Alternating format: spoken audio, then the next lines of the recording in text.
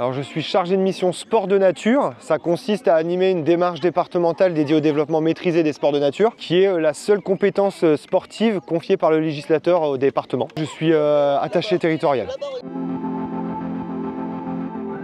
Je suis arrivé à la fonction publique en fait suite à mes premières expériences professionnelles. J'ai validé un master aménagement, urbanisme, développement des territoires. Et puis je me suis spécialisé un peu en développement touristique, valorisation des sites, qui m'a permis en fait de travailler sur des thématiques autour des sports de nature, en office de tourisme puis en communauté d'agglomération. Je me suis peu à peu spécialisé en matière de développement des sports de nature pour atteindre un niveau d'expertise certain au fur et à mesure des années.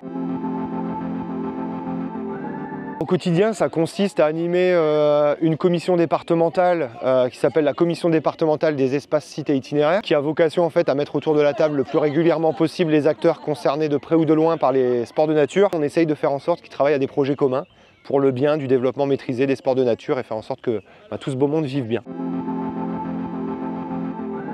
Le parc d'Olin, c'est un fleuron du département en matière de sport de nature. C'est un site départemental. Ça fait partie des premiers sites qu'on a inscrits dans le fameux plan départemental des espaces, sites et itinéraires, à travers lequel on protège l'accès aux lieux de pratique et surtout à travers lequel on le valorise.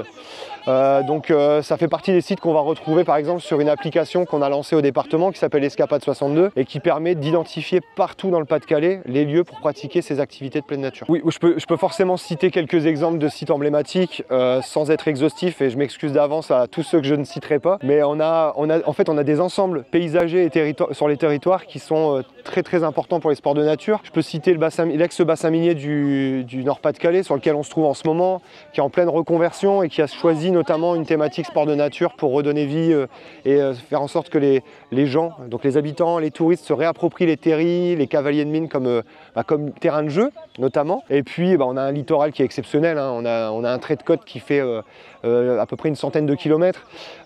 Ça donne vraiment pas mal d'occasions de s'exercer au sport de nature, que ce soit les sports nautiques en mer, mais aussi je peux citer l'Audomarois, je peux citer les 7 vallées qui sont des lieux pour pratiquer le nautisme, les activités terrestres et aériennes. Et il y a vraiment de quoi s'amuser sur notre département. Pour retrouver tous ces lieux, pour pratiquer à proximité de chez soi ou lors d'un week-end, il ne faut pas hésiter à se connecter sur escapade62.fr, qui est un site web application. Le site est, d'après nos premiers retours, en tout cas assez intuitif et vous devriez trouver votre bonheur pour vos prochaines sorties.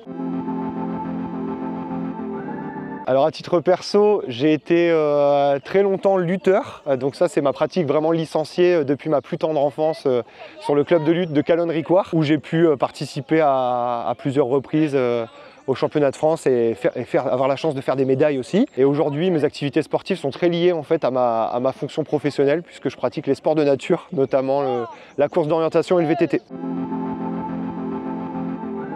Alors la flamme olympique traversera notre département le 3 juillet prochain, voilà, et donc passera par certains lieux emblématiques du département. Je vais citer des villes telles que Boulogne-sur-Mer, Saint-Omer, Arras, le parc d'Olin également, sur lequel nous sommes aujourd'hui, et puis il terminera sa course à Lens.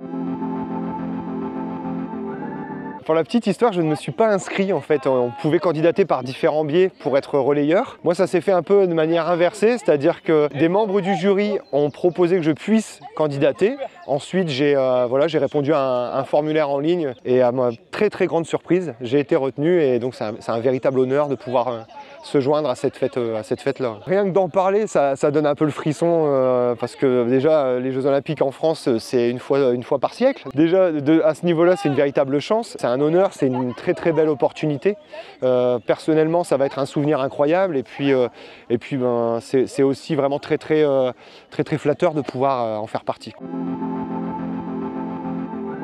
J'ai eu mon lieu de rendez-vous et donc ce sera Boulogne-sur-Mer pour moi. Il y a un centre des relayeurs de la flamme qui est installé sur chaque lieu de départ du relais. On est pris en main en fait par l'organisation. Chaque relayeur va faire 200 mètres avec la flamme, c'est vraiment un relais très symbolique. L'objectif c'est de se passer le flambeau avec que des gens qui incarnent, en tout cas c'est ce que Paris 2024 a voulu, qui incarnent les valeurs des Jeux Olympiques, de l'olympisme et du sport en général, puissent justement contribuer à ce relais. Le relais de la flamme a été pensé pour que tout le monde puisse le faire, quelle que soit notre situation, il y a beaucoup aussi de personnes en situation de handicap qui y participent, puisque les Jeux, c'est pas que les Jeux Olympiques, c'est les Jeux Olympiques et Paralympiques de Paris 2024. On a vraiment tous les profils, donc pas de préparation particulière, pas d'entraînement sportif nécessaire.